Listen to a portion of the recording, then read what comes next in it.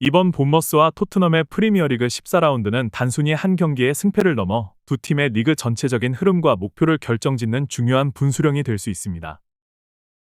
양 팀 모두 현재 중위권에 위치하고 있어 승점 차이가 크지 않기 때문에 이번 경기가 승리와 패배로 끝난다면 상위권 또는 하위권으로 이어지는 향방이 크게 달라질 가능성이 높습니다. 특히 토트넘은 승점 20점으로 14위에, 본머스는 승점 18점으로 13위에 자리하고 있어 이번 경기에 승리팀이 상대를 순위에서 뛰어넘거나 유지하는 결정적인 기회가 될 것입니다. 토트넘은 현재 부상과 징계로 인해 중요한 선수들이 결장할 가능성이 커 이번 경기를 앞두고 큰 어려움에 처해 있습니다. 골키퍼 비카리, 수비수 우도와 반더베이크, 그리고 공격수 히샬리송은 여전히 부상 중이거나 회복 상태에 있어 이번 경기에서 출전하지 못할 가능성이 높습니다. 여기에 벤탄쿠르와 같은 중원의 핵심 선수는 징계로 결장합니다. 이러한 상황은 팀의 전력에 큰 공백을 남기며 토트넘이 경기에 나서는 데 있어 전술적으로 큰 제약을 가질 수밖에 없게 만듭니다. 이번 경기를 앞두고 토트넘은 시즌 중반에 가장 큰 도전에 직면해 있습니다. 부상과 징계는 팀의 핵심적인 선수들의 결장을 야기하며 팀의 전반적인 경기력과 전술적인 유연성을 크게 제한하고 있습니다. 특히 벤탄쿠르와 히샬리송의 결장은 이번 경기에서 가장 큰 변수로 작용할 가능성이 큽니다.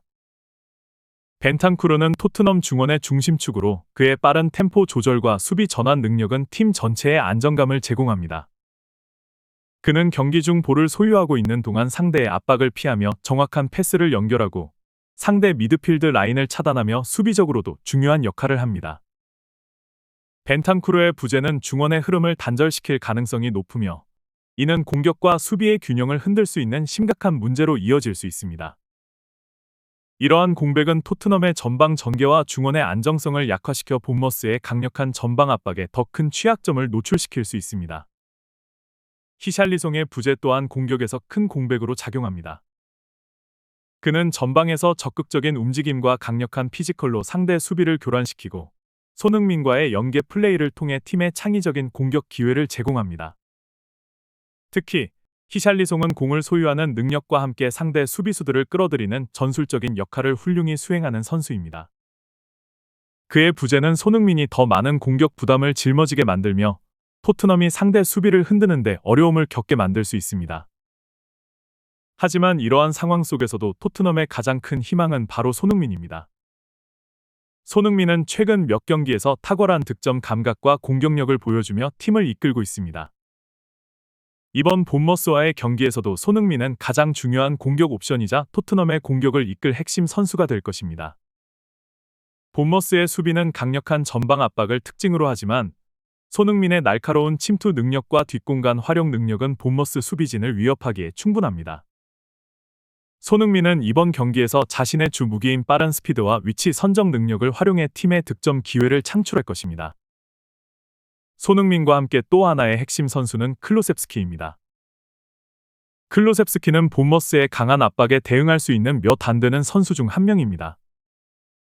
그는 드리블 능력과 상대의 압박을 뚫고 나가는 피지컬을 가지고 있어 본머스의 전방 압박을 피해 공격으로 전환하는 데 중요한 역할을 할 수 있습니다.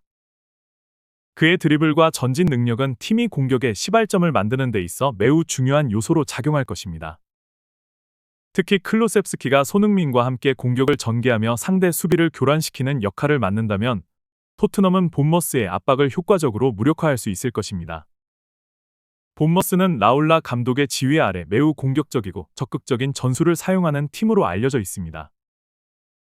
본머스는 경기 초반부터 상대를 강하게 압박하며 상대가 공을 소유하고 패스를 이어가기 전에 그 흐름을 끊어내는 데 능숙합니다. 이러한 전방 압박은 특히 토트넘과 같은 짧은 패스를 통해 빌드업을 전개하려는 팀에게 큰 위협으로 작용할 수 있습니다. 본머스는 또한 빠른 역습 전개에 매우 능숙한 팀입니다. 그들의 공격 패턴은 상대의 실수를 유도하고 실수를 틈타 빠르게 전방으로 패스를 전개하며 상대 수비를 무너뜨리는 데 초점이 맞춰져 있습니다.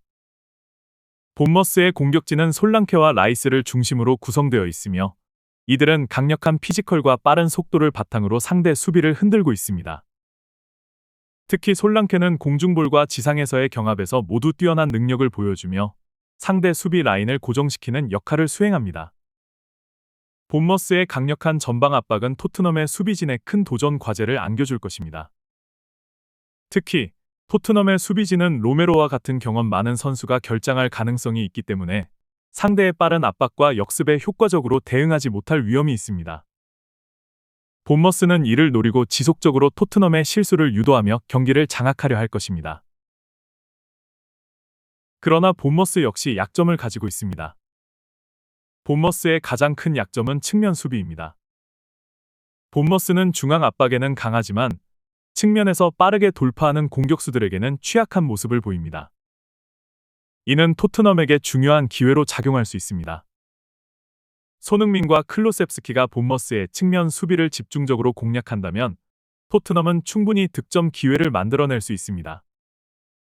특히 손흥민의 측면 돌파와 날카로운 슈팅 능력은 본머스의 약점을 공략하는 데 중요한 무기가 될 것입니다. 토트넘은 본머스의 강력한 전방 압박을 극복하기 위해 볼을 소유한 뒤 빠르고 정확한 패스와 탈압박 능력을 보여줘야 합니다. 본머스는 상대가 공을 돌리기 전에 압박을 통해 실수를 유도하려 하지만 토트넘이 빠른 템포의 패스와 탈압박을 통해 공간을 찾아낸다면 본머스의 압박은 무력화될 수 있습니다. 특히 중원에서 메디슨이나 클로셉스키 같은 선수가 볼을 안정적으로 소유하고 전방으로 연결해주는 역할이 중요합니다. 솔랑케의 복귀 여부도 중요한 변수가 될 것입니다. 만약 솔랑케가 복귀한다면 토트넘은 그의 포스트 플레이를 활용해 공을 지켜내고 주변 공격수들에게 공간을 만들어줄 수 있을 것입니다. 솔랑케가 전방에서 공을 지키며 클로셉스키와 손흥민에게 연결해주는 역할을 한다면 토트넘의 공격 전개는 훨씬 수월해질 것입니다. 반대로 솔랑케가 결장한다면 토트넘은 공격 전개에서 좀 더 창의적이고 유기적인 움직임이 필요할 것입니다. 이번 경기는 두 팀 모두에게 매우 중요한 시점에서 치러지는 경기입니다. 토트넘은 부상과 징계라는 어려움 속에서도 손흥민과 클로셉스키 같은 핵심 선수들의 활약에 의존해 승리를 노릴 것입니다. 반면 본머스는 강력한 전방압,